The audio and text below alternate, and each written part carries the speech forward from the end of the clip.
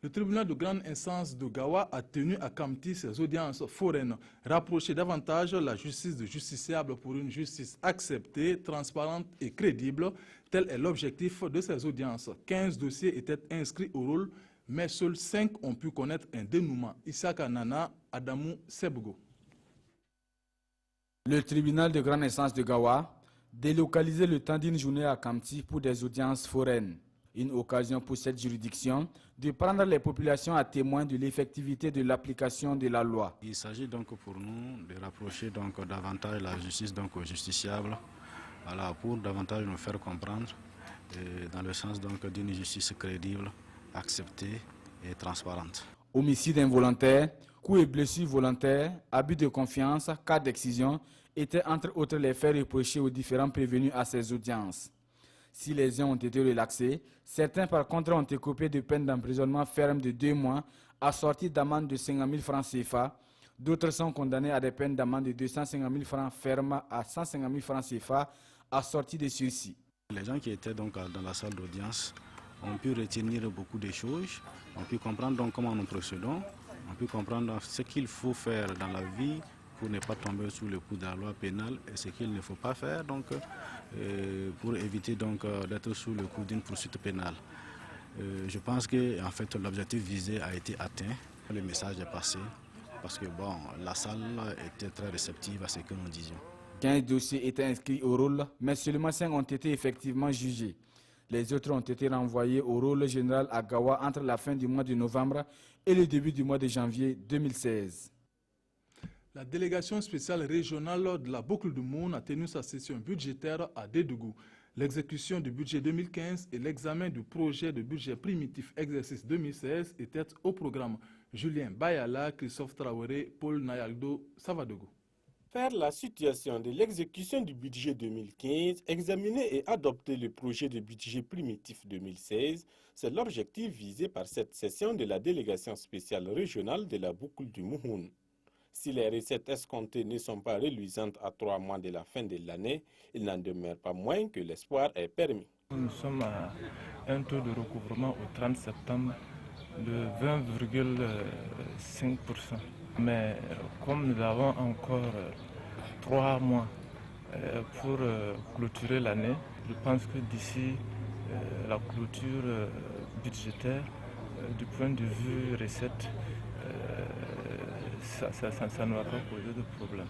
En entendant les nouveaux organes dirigeants du Conseil régional à venir, la délégation spéciale s'inscrit dans la continuité des actions de 2015. Maintenant, du point de vue dépenses, là aussi, la plupart des chantiers du Conseil régional sont en cours d'exécution. Globalement, et au niveau des investissements, nous avons essayé de voir aussi les investissements qui ne pourront pas être remis en cause par le Conseil qui va venir. Le projet de budget 2016 qui sortira de cette session devra refléter les aspirations de développement de la population de la boucle du Mouhoun. Les nids de poules, une dégradation constatée sur de nombreuses artères dans les villes et sur nos routes. C'est le cas dans la ville de Dédougou où un taximan s'est mis à la tâche en essayant tant que mal de combler ces trous qui causent d'énormes désagréments. Une initiative saluée par de nombreux usagers de la route. Karim Wedraogo, Bakari Seri, Nayaldo Paul Savadogo. Seul taximan à Dédougou, il a déposé ses clés et a pris la trouelle pour boucher les nids de poules des voies de la ville. Ce taximan est de ceux qui participent au développement de la commune. À Dédougou, on a trop souffert avant que le goudron ne vienne. Donc si moi je vois ce goudron en train de se dégrader aujourd'hui, ça me fait mal. Voilà pourquoi il y a une dizaine de trous que j'ai recensés. J'ai fait du béton, je suis en train de boucher ces trous. C'est par la voie que moi je gagne mon pain. Chaque jour je circule sur le goudron. Ça me permet d'avoir mon pain. Donc si je vois ce goudron en train de se dégrader, bon, c'est comme si un paysan regarde son champ en train de brûler, quoi. Les usagers apprécient l'initiative de cette personne de bonne volonté à sa juste valeur. En tout cas, c'est une bonne initiative parce que une chose est de faire des routes, une autre chose est l'entretien. Et quand on sait aussi que à l'heure actuelle, avec les difficultés financières que l'État traverse là, bon, il est bon aussi que nous, en tant qu'usagers, ou que chaque citoyen, en tout cas, puisse mettre aussi la main dans la pâte pour aider le conseil municipal, le gouvernement à entretenir ces routes-là. Vraiment, si réellement tout le monde pouvait faire ce qu'on est en train de faire là, c'est trop grandiose. Parce qu'on a besoin de volonté, les gens qui ont une volonté de faire ce travail-là. Cette initiative n'est pas la première pour ce taximan qui invite la population à emboîter le même. L'organisation des transporteurs routiers du Faso, section du Oué, a un nouveau président. Il s'appelle Yuba Zongo. Élu depuis décembre 2014, il a été confirmé dans ses fonctions en ce mois de novembre 2015. Il s'engage à porter haut le flambeau de l'organisation. Bitibie Naon Amadou Lougué. Il reçoit ici les attributs de ses fonctions. Yuba Zongo est le nouveau président de l'OTRAF, l'organisation des transporteurs routiers du Faso, section du Oué. Élu en décembre 2014, c'est finalement aujourd'hui qu'il est confirmé dans ses responsabilités. Notre priorité, ça continue à travailler et puis demander les gens derrière et avant pour que tout le monde se réalise, pour qu'on travaille ensemble, pour que ça avance. Cérémonie d'installation empreinte de convivialité, de témoignages sur les missions de cette structure.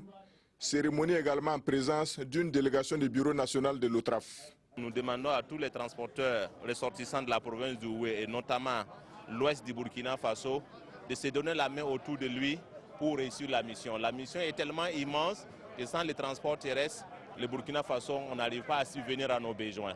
L'OTRAF a été officiellement créé en 1995. Son but, accompagner l'État dans sa promotion du secteur des transports au Burkina Faso. Outre le bureau national dont le siège est à Ouagadougou, l'OTRAF est représenté à l'intérieur du pays par des sections provinciales. Accompagner la jeunesse pour sauvegarder les acquis de l'insurrection d'octobre 2014, voici l'objectif d'un concours de plaidoirie à Bobo-Dioulasso organisé par la Fondation internationale du Parti Centre suédois. 4 groupes étaient en compétition sur la thématique de la promotion de la jeunesse. Karim Ilboudo, Ali Traoré. L'insurrection populaire d'octobre 2014 a été en majorité l'œuvre de la jeunesse burkinabé. Face à cet exploit, les encouragements vont bon train, mais aussi les soutiens. La Fondation internationale du Parti du Centre suédois veut également être acteur dans cet élan. Et c'est à travers un concours de plaidoirie au profit des jeunes qu'elle compte atteindre cet objectif.